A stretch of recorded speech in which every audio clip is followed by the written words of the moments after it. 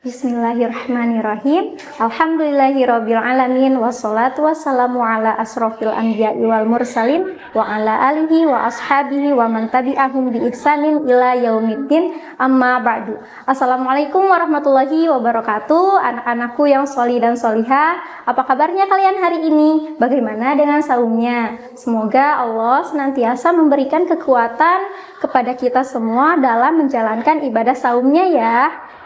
Nah, anak-anakku yang dimuliakan Allah Subhanahu wa Ta'ala, sangat penting bagi kita untuk menjaga kekhusyuan ibadah sholat kita. Disebutkan oleh Imam Ibnu Qudamah Al-Maqdasi dalam kitabnya Mukhtasar Minhajul Qasidin bahwa kekhusyuan adalah puncak kebaikan dari adab-adab sholat yang kita kerjakan. Di dalam Al-Quran pun sudah dijelaskan bagaimana kekhusyuan menjadi ciri keberuntungan seorang mukmin. Allah Subhanahu wa Ta'ala berfirman, A'udzubillahi minasyaitonirrajim, Bismillahirrahmanirrahim, Qad aflahal mu'minuna alladzina hum fi sholatihim khashi'un. Yang artinya sungguh telah beruntung orang-orang yang beriman, yaitu yang khusyuk dalam sholat-sholat mereka. Quran Surah Al-Mu'minun ayat 1-2.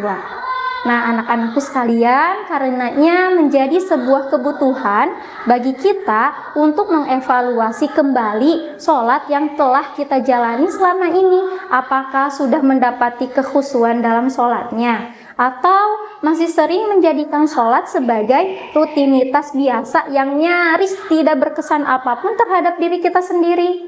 Setiap kita tentu harus berusaha untuk meningkatkan kualitas sholatnya dari hari ke hari, bukan hanya mengerjakan syarat rukunnya saja, tetapi berusaha menalar kekhusyuan di dalam sholat agar lebih optimal pengaruh dan pahala yang akan kita dapatkan.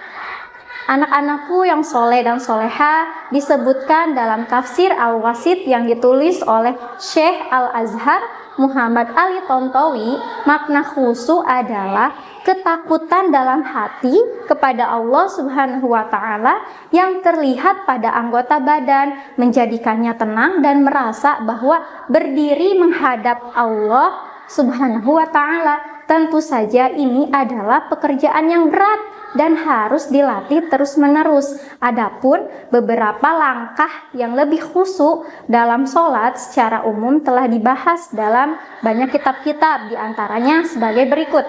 Yang pertama, menyadari fungsi dan pentingnya sholat sehingga ia tidak lagi merasa sholat sebagai kewajiban saja atau cuman misalkan penggugur kewajiban saja, tetapi sebagai sebuah kebutuhan yang akan berakibat baik bagi dirinya sendiri maupun dunia dan akhirat. Dan yang kedua adalah konsentrasi, yakni mengosongkan hati dari hal-hal yang mengganggu dan mencampuri konsentrasi ketika sholat. Karenanya disyariatkan niat awal sholat sebagai pintu awal menata hati dan menghadirkannya.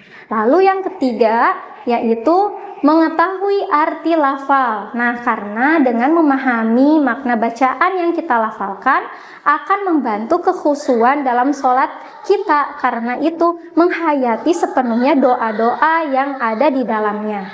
Lalu selanjutnya yang keempat adalah penghormatan dan pengagungan, yaitu merasakan keagungan Allah dan sebaliknya merasa diri kita kerdil terhadap sebagai hamba. Hal ini akan memunculkan ketakutan saat sedang menjalani sholat. Tidak ada kesombongan sedikit pun saat kita sholat. Dan yang terakhir, yang kelima, mengingat kematian. Kita merasa bahwa sholat kita ini adalah yang terakhir yang akan kita kerjakan, di mana setelahnya malaikat maut datang menjemput ajal kita tidak tahu. Nah, makanya perasaan ini adalah menumbuhkan suasana kebatinan yang luar biasa dan membantu sholat kita jauh lebih khusyuk dari sebelumnya. Nah, cukup sekian dari Ustazah mengenai tentang adab ketika sholat khusyuk.